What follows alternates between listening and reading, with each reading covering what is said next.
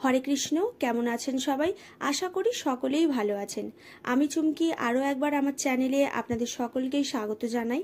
আজকের এই ভিডিওতে আমি আপনাদের সূত্রের সাহায্যে যে কোনো মাপের জন্য কিভাবে পাটিয়ালা প্যান্টের কাটিং করতে হয় সম্পূর্ণটা এই একটা ভিডিওর মাধ্যমেই শেয়ার করব। তো এর আগে অনেক ভিডিওতে আমি দেখিয়ে দিয়েছি সূত্রের সাহায্যে কিভাবে পাটিয়ালা প্যান্টের কাটিং করতে হয়। ডেসক্রিপশন বক্সে অলরেডি লিংক দেওয়া আছে।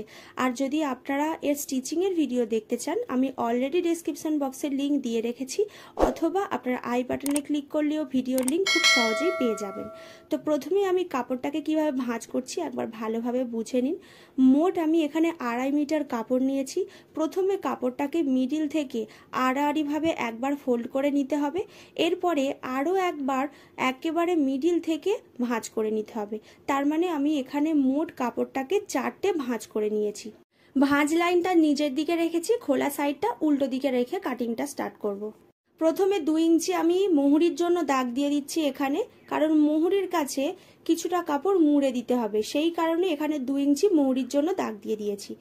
এর ওপর থেকে প্যান্টের লম্বার মাপ নিতে হবে, তবে এক্ষেত্রে দেখুন লম্বার মাপ যা থাকবে তার থেকে কিন্তু 7 ইঞ্চি মাইনাস করে নিয়ে তবেই লম্বার মাপটা নিতে হবে। আমার এখানে প্যান্টের লম্বার মাপ আছে 37 ইঞ্চি, তার থেকে 7 ইঞ্চি মাইনাস করলে হবে 30 ইঞ্চি। তো আমি এখানে 30 ইঞ্চিতে লম্বার জন্য দাগ দিয়ে দেব। যে কোনো সাইজের জন্যই কাটিং করুন, লম্বার মাপ যা থাকবে 7 ইঞ্চি তার থেকে মাইনাস করে নিতে হবে বেল্টের জন্য।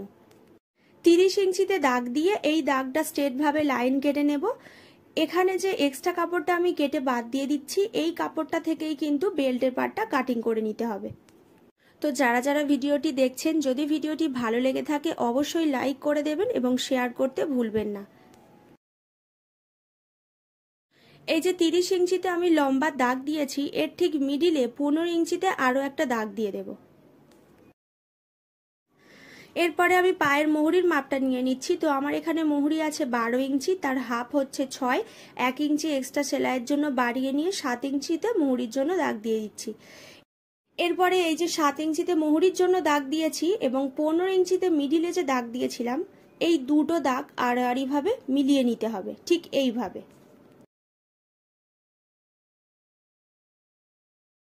মিলিয়ে নেবার পরেও এই কাপড়টা এখান থেকে কাটিং করে বাদ দিয়ে দেব।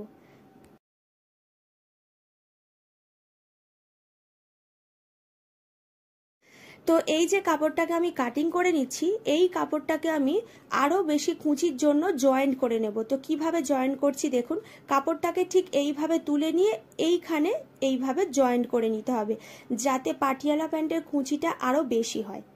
তো আমি সেলাইয়ের সময় এখানে যে মোট 4টে পার্ট আছে 4টে পার্টের সঙ্গে এই 4টে পার্ট জয়েন করে নেব। এরপরে দেখুন এখান থেকে আমি আসনের পার্টটা কাটিং করে নেব। আসনের পার্ট কাটিং করার জন্য যা পাছার মাপ থাকবে তাকে 4 ভাগ করব, তার থেকে 2 ইঞ্চি মাইনাস করে এখান থেকে মাপটা নিয়ে আমার এখানে পাছার মাপ আছে 42, 42কে 4 ভাগ করলে হবে 10.5, 10.5 থেকে 2 ইঞ্চি মাইনাস করে আমি 8.5 ইঞ্চিতে এখানে আসনের জন্য দাগ দিয়ে দিয়েছি। এরপরে আমি বেল্টের পার্টটা কাটিং করে নেব। বেল্টের পার্ট কাটিং করার জন্য কাপড়টাকে ডবল করে ফোল্ড করে নিতে হবে। এখান থেকে প্রথমে আমি যে 7 ইঞ্চি বেল্টের জন্য মাইনাস করেছিলাম সেই 7 ইঞ্চি লম্বার মাপটা নেব। তারপরে দেখুন কোমরের কাছে যেহেতু দড়ি লাগাতে হবে সেই কারণে আরও 2.5 ইঞ্চি এখানে আমি বাড়িয়ে নিয়ে লম্বার মাপটা নেব। তার মানে আমি এখানে মোট 9.5 ইঞ্চিতে লম্বার মাপ নিয়ে নিচ্ছি। 7 ইঞ্চি হচ্ছে বেল্টের জন্য এবং 2.5 ইঞ্চি হচ্ছে কোমরের দড়ি লাগানোর জন্য।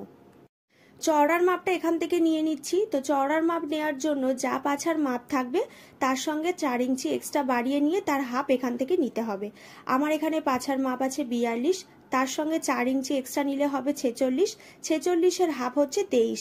তো 23 ইঞ্চিতে আমি চওড়ার মাপটা এখান থেকে কাটিং করে নিয়েছি। তো বন্ধুরা আজকের মতো ভিডিওটি এইখানেই শেষ করলাম। ভিডিওটি কেমন লেগেছে অবশ্যই আমাকে কমেন্ট বক্সে জানাবেন এবং যদি ভিডিওটি ভালো লেগে থাকে অবশ্যই কিন্তু ভিডিওটি শেয়ার করে দেবেন।